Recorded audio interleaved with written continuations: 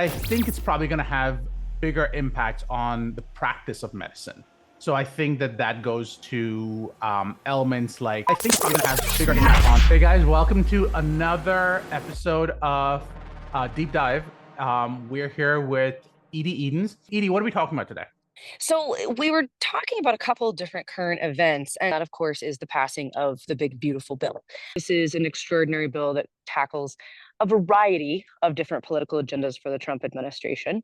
But the one that's really near and dear to me about this, and what I want to focus on, and it's not a red or blue issue as far as I'm concerned, is what impact this could have on clinical research and clinical trials. We know this bill will lessen Medicare and Medicaid access for patients in certain demographics, right? There's concern that certain rural health centers and smaller physician practice groups in certain demographical spaces, because of these cuts, will also shutter, right? And so the translation to the clinical research environment then is, does this change access by reducing literally the number of potential sites and centers at which a patient could be enrolled in a clinical trial? As well as the even bigger question, if a patient is lacking Medicare coverage, which otherwise does often support the routine activities in a clinical trial, just like private insurance would, if you're lacking that, does that then act as a barrier to access to clinical trials as well? So what impacts does this have in our space? What did you think when you saw it? I tried to do a little bit of research on it. There's not significant impact directly in clinical research. There is, as you pointed out, a lot of impact on access. There is a lot of impact on coverage. But I think it's probably going to have bigger impact on the practice of medicine.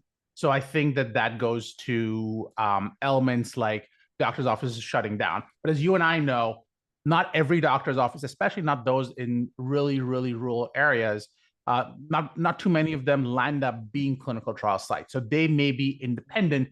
If anything, I wonder if they get targeted more because you now have a situation where there's no more care and you have to enroll in clinical trials because of it. I have a parent who was a rural healthcare provider for many years. And I know for him in private practice, the hardest part was, he had 70 to 80% of his patients who were Medicare, and those reimbursement rates did not cover what private insurance does, as we all know, right? He was so inundated with trying to figure out the right model to keep his practice open, his people paid, but also support a rural community that needed access to care. And he knew that I think his response in this moment would be, I'm so overburdened with what's already happening in my clinical practice. There's no way I could think about clinical trials. That is like an extra mound of red tape I can't even contemplate. And you're telling Oh, me I'm going to have terrible reimbursement there too? Like, oh my gosh, no way. I'm not taking that on. Enjoying our content? We'd love to hear more. Please like, comment, share, and find more. I was going the other way. I was saying that research Right. sites would say that we're now becoming the de facto place you get clinical care.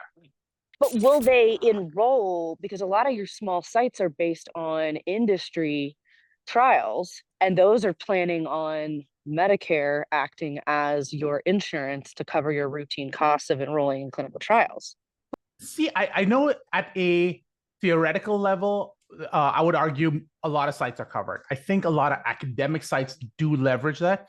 But when Sure. I talk to small sites, I would say 8 out of 10, if not 9 out of 10, will tell you we don't actually get into reimbursement. We want the sponsor, the private sponsor, to pay us directly. We're not getting into actual reimbursement. How has that been for you, for your clients? A lot of your sites have like a billing reimbursement, either outsourced consultant or specialist, and so they're not as timid about it. They might when they're only doing one trial or under 5 trials, but once you get up above 10 or 15 and you're really chugging at a steady volume, it's worth it. Find related podcasts below. I think for me, probably it's more growing up in that rural healthcare system, seeing some of the things that I did, hoping that history doesn't repeat itself in certain ways. But we'll see. Maybe you're right. Maybe the pendulum swings in the opposite direction. Perfect. So stay tuned. Before we go, Edye, how can people reach us? As always, on the website, kulkarnilawfirm.com. And then you can always email Edye or Darshan at kulkarnilawfirm.com. Thank you. Call, click, or email.